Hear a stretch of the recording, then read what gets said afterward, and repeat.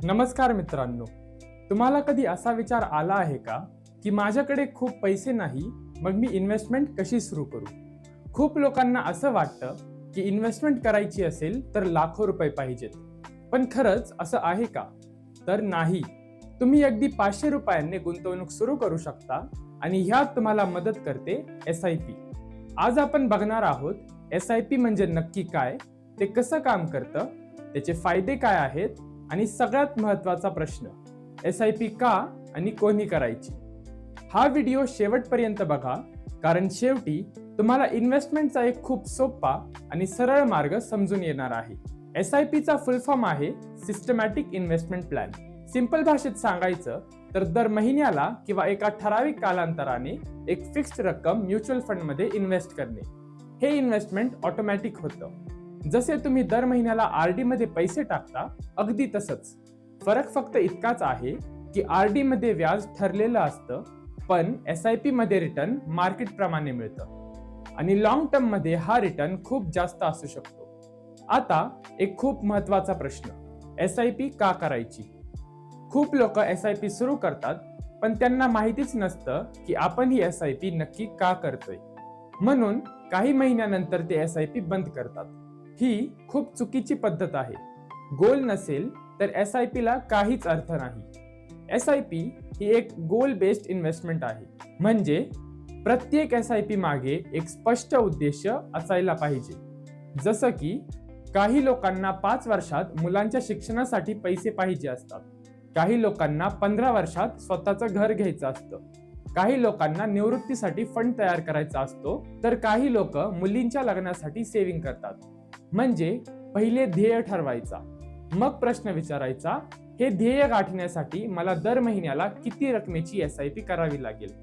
समजा तुम्हाला 10 वर्षात 20 लाख रुपये पाहिजे आहेत आणि एक्सपेक्टेड रिटर्न 12% असेल, तर दर महिन्याला अंदाजाने 9,000 रुपयांची SIP करावी लागेल. रक्कम आधीच ठरली की तुम्ही नियमितपणे त्या ध्येयासाठी गुंतवणूक करता. गोल स्पष्ट असेल तर SIP बंद करण्याचा विचार सुद्धा मनात येत नाही. चला आता बघूया SIP कसं काम करतं. समजा तुम्ही दर महिन्याला 500 रुपयांची SIP सुरू केली. दर महिन्याला तुमच्या बँक अकाउंट मधून 500 रुपये ऑटोमॅटिक म्युच्युअल फंड मध्ये इन्व्हेस्ट होतात. त्या 500 रुपयांच्या बदल्यात तुम्हाला युनिट्स मिळतात. आता युनिट्स म्हणजे काय? थोडक्यात सांगायचं तर युनिट्स म्हणजे म्युच्युअल फंड मध्ये तुमच्या मालकीचा हिस्सा. समजा एका युनिटची किंमत 50 रुपये आहे, तर 500 रुपयांमध्ये तुम्हाला 10 युनिट्स मिळतील. पुढच्या महिन्यात मार्केट खाली आलं आणि युनिटची किंमत 40 रुपये झाली. आता 500 रुपयांमध्ये तुम्हाला 12.5 युनिट्स मिळतील. म्हणजे युनिटची किंमत कमी असेल तर जास्त युनिट्स मिळतात. हाच SIP चा मोठा फायदा आहे. याला म्हणतात रुपी कॉस्ट ॲव्हरेजिंग. आता काही लोक विचारतात, एकाच वेळेस मोठी रक्कम इन्व्हेस्ट केली तर जास्त फायदा होईल का? हे असतं लमसम इन्व्हेस्टमेंट. लमसम म्हणजे एकाच वेळी मोठी रक्कम इन्व्हेस्ट करणे. पण ह्यात एक धोका आहे. समजा तुम्ही 1 लाख रुपये एकाच वेळी इन्व्हेस्ट केले आणि पुढच्या दिवशी मार्केट 20% खाली आलं, तर तुमची इन्व्हेस्टमेंट 80,000 रुपयावर येऊ शकते. मार्केट कधी वर जातं, कधी खाली येतं, पण मार्केट टायमिंग कोणालाही परफेक्ट जमत नाही. SIP मध्ये हीच रिस्क एकदम कमी होते, कारण तुम्ही दर महिन्याला थोडी थोडी रक्कम इन्व्हेस्ट करता. मार्केट खाली असेल तर जास्त युनिट्स मिळतात आणि मार्केट वर असेल तर कमी युनिट्स मिळतात. पण ॲव्हरेज कॉस्ट बॅलन्स्ड राहते. म्हणून अस्थिर मार्केट्समध्ये SIP हा योग्य ऑप्शन समजला जातो. SIP चे काही महत्त्वाचे फायदे आहेत. पहिला फायदा, कमीत कमी पैशात सुद्धा गुंतवणुकीची सुरुवात करता येते.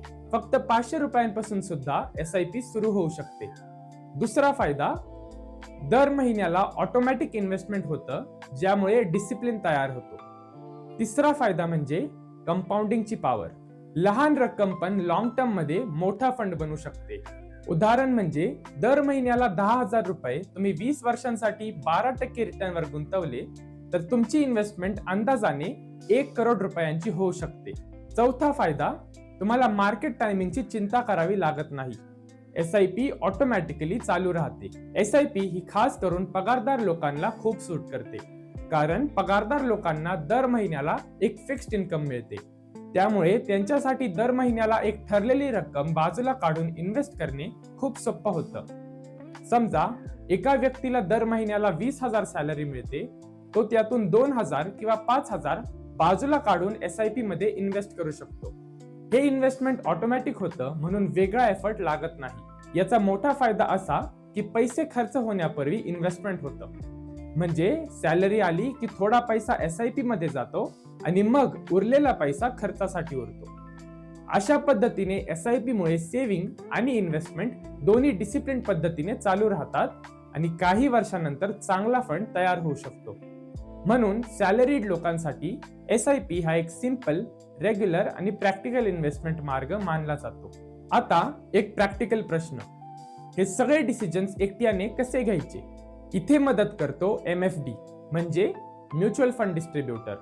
तो तुम्हाला तुमचं फायनान्शियल ध्येय समजून घ्यायला, त्यानुसार किती SIP लागेल ते कॅल्क्युलेट करायला आणि योग्य म्युच्युअल फंड निवडायला मदत करतो. मार्केट खाली आलं की खूप इन्व्हेस्टर्स घाबरतात आणि SIP बंद करतात.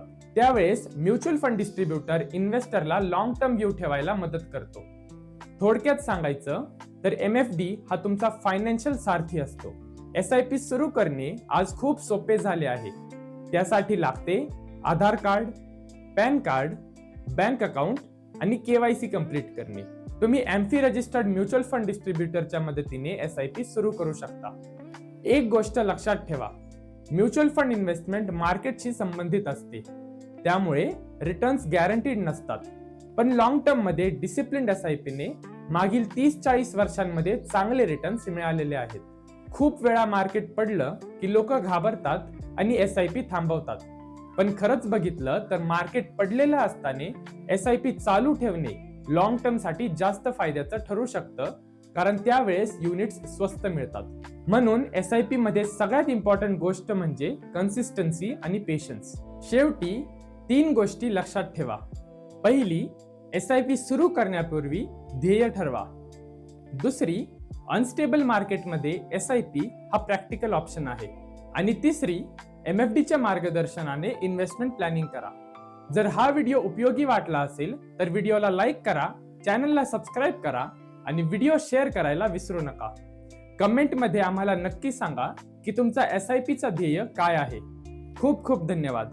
मित्रांनो, गुंतवणूक ही फक्त पैसे गुंतवायची प्रोसेस नसते, तर ती आयुष्याच्या आर्थिक गोल्सशी जोडलेली एक नियोजन असते. याच उद्देशाने संकल्प फायनान्शियल सर्व्हिसेस तुमच्यासाठी काम करत आहे. आमच्याकडे आम्ही फक्त इन्व्हेस्टमेंट सजेस्ट करत नाही, तर गोल बेस्ड आर्थिक नियोजन, रिटायरमेंट अर्थात सेवानिवृत्तीचे नियोजन, वेल्थ क्रिएशन प्लॅनिंग, मुलांच्या शिक्षणासाठी फायनान्शियल प्लॅनिंग, पोर्टफोलिओ रिव्ह्यू आणि फायनान्शियल डिसिप्लिन याबद्दल मार्गदर्शन किंवा सल्ला देतो. आम्ही AMFI registered mutual fund distributor, financial educator आणि प्लॅनर आहोत. प्रत्येक व्यक्तीची आर्थिक परिस्थिती आणि जोखीम घेण्याची क्षमता वेगळी असते. म्हणूनच आम्ही पर्सनलाइज्ड फायनान्शियल प्लॅनिंगवर विश्वास ठेवतो. जर तुम्हालाही तुमच्या फायनान्शियल गोल्ससाठी योग्य दिशा हवी असेल तर संकल्प फायनान्शियल सर्व्हिसेस तुमच्यासाठी सोबत आहे. खाली दिलेल्या कॉन्टॅक्ट डिटेल्सद्वारे आमच्याशी कॉन्टॅक्ट करू शकता. असंच सोप्या भाषेत आर्थिक विषय समजून घेण्यासाठी चॅनलला सबस्क्राईब करा, व्हिडिओला लाईक करा आणि शेअर करायला विसरू नका. धन्यवाद.